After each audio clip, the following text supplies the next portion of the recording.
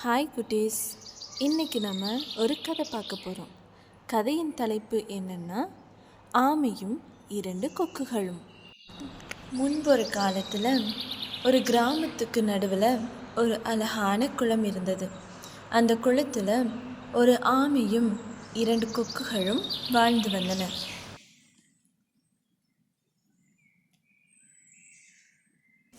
என்ன கொக்குங்களே, எப்படி இருக்கீங்க? ஆமையாரே, நாங்க நல்லா இருக்கோம். நீங்க எப்படி இருக்கீங்க?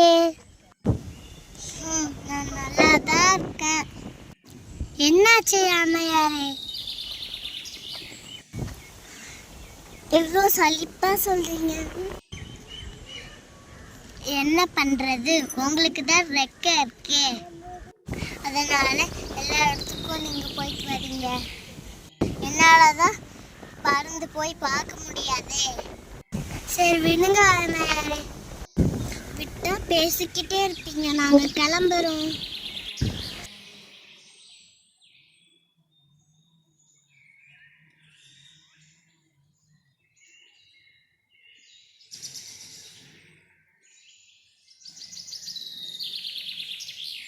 நீண்ட நாட்களுக்கு பிறகு கொக்குகளும் ஆமையும் சந்தித்து கொண்டனர்.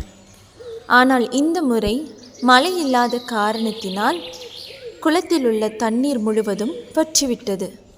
இதை பார்த்த கொக்குகள் ஆமையிடம், என்ன குளத்தில் தண்ணியே இல்லை, நீங்க எப்படி இங்க இருக்கீங்க? நான் என்ன பண்றது, நான் எங்க போவேன், எப்படி போவேன்?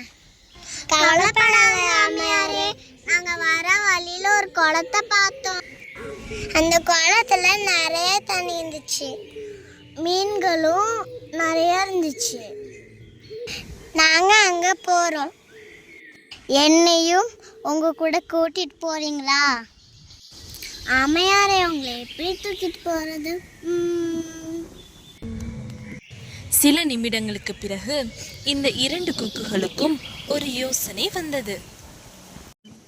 சரி ஆமையாரே, நாங்க ஒரு குச்சி எடுத்துட்டு வரோம், நீங்க அதை வாயால கவ்விக்கோங்க. 2 முனைகளையும் நாங்களே பிடிச்சுக்கிறோம். ஆனா ஆமையாரே, நீங்க பேசவே கூடாது.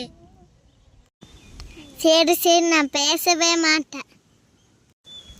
அந்த குச்சியை பிடித்து கொண்டு 2 கொக்குகளும் அந்த ஆமையும் வானத்தில் பறக்க தொடங்கினர். சிறிது தூரம் சென்ற பிறகு கீழே விளையாடி கொண்டிருந்த சிறுவர்கள் வானத்தில் ஆமை பறப்பதை பார்த்து மகிழ்ச்சி அடைந்து சிரித்தனர்.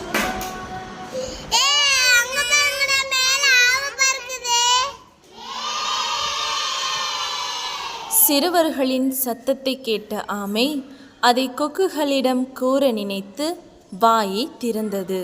ஐயோ பரிதாபம்! வாயை திறந்த ஆமை கீழே விழுந்து விட்டது. ஐயோ!